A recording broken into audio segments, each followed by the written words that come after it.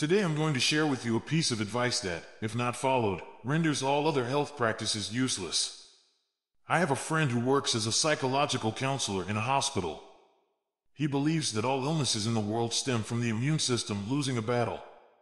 A netizen explained it this way. Last week, a cancer patient came to me hoping for some psychological counseling. After listening to his story, I wasn't surprised that he was ill. His family relationships had always been terrible.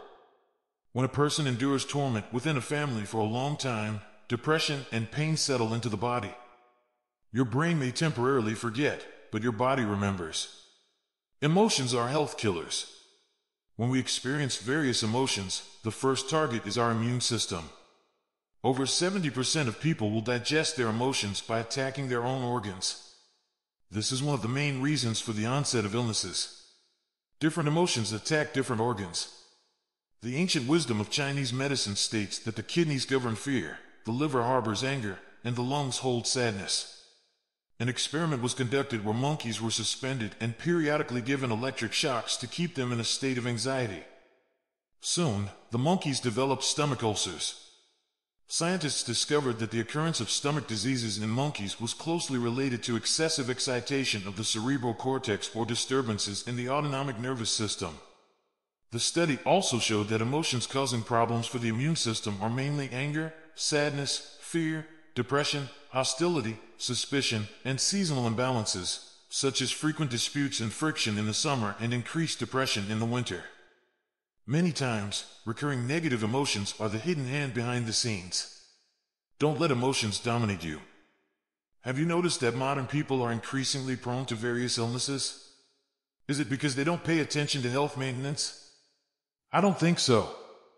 I've seen too many people spending a fortune on health maintenance.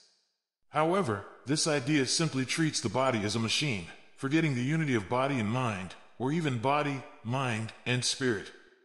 Renowned psychotherapy expert John Sandler encountered a patient whose symptoms were identical to gallbladder inflammation. So, John administered 3 painkiller injections and even performed gallbladder removal surgery as the patient's condition worsened. But this didn't cure his pain. Eventually, it was discovered that his pain was caused by the emotional distress when his son went to the army. When his son returned home, his pain disappeared without medication. Doesn't that sound miraculous? Unknown truths do not mean non-existence. Emotions are quietly dominating your health. For example, when you are angry, the muscles in your stomach are compressed, causing spasms in the digestive tract. In severe cases, it can even lead to fatal coronary spasms. Emotions are like water. Stable emotions are like a trickle nourishing everything, while unstable emotions are like raging waves and storms. People only like good emotions, such as happiness, and suppress negative emotions like sadness and fear. We don't realize that all negative emotions, such as grievances, oppression, and pressure, accumulate in the body. One day, an immune storm could take a person's life. Don't wait until it's too late to remember that we should cherish our inner selves. The disease is a cry and a call for help from the heart. Don't ignore the huge window hidden beneath emotions. We often say, "I'm furious. I'm under so much pressure. I feel wronged." This is the influence of emotions. Anger makes you feel out of control, and the body automatically releases harmful factors for the respiratory system. Anxiety puts the body into a state of dry burning. Slowly eroding the pressure at the bottom of your heart makes you feel depressed, like an invisible hand covering your nose, visible but untouchable through the gray sky. The body doesn't lie. It faithfully stores all emotions for us. And getting sick is a reminder for us to face our true needs properly and trust in the body's abilities. A few years ago, the Ochsner Medical Institution in New Orleans published an article stating that out of every 500 patients receiving treatment for intestinal diseases, 74% were found to have emotional disorders. Yale University's Medical Diagnosis and Treatment also reported in a 1951 study that 76% of patients were diagnosed with emotional disorders at some point. In simple terms, many patients aren't truly ill, it's their emotions that are sick. When we feel discomfort in our intestines, simply swallowing stomach medicine won't solve the problem if we're avoiding the root causes of stress and tension.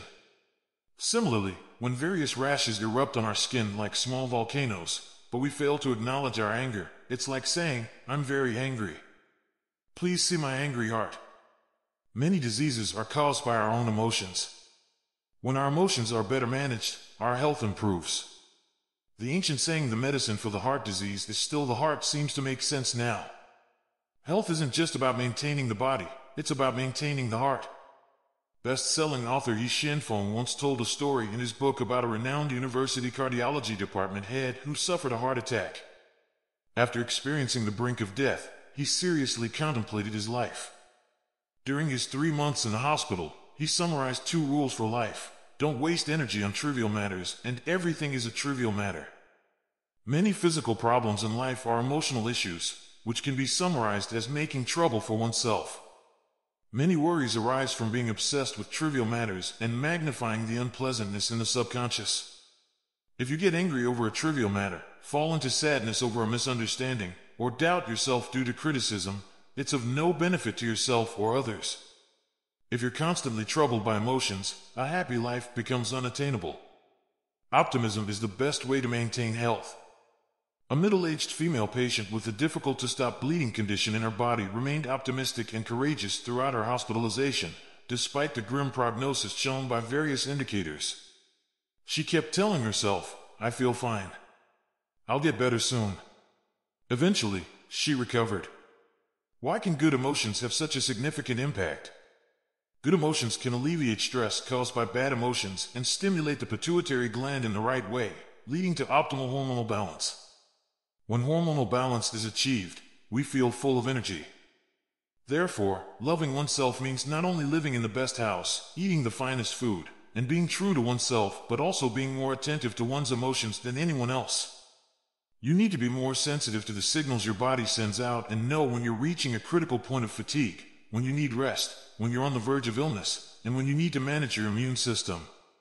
When it's time to cry out in pain, letting out emotions isn't shameful. When it's time to be happy, you'll realize that being alive is the best thing. Starting from today, don't blindly pursue superficial health practices or anxiously seek health remedies that everyone else is following. Use practical actions to nurture your emotions, which are more effective than any health regimen. That's all for today's sharing. Thank you very much for watching. If you liked the video, don't forget to subscribe. Looking forward to your comments and shares. Here, you'll never be alone.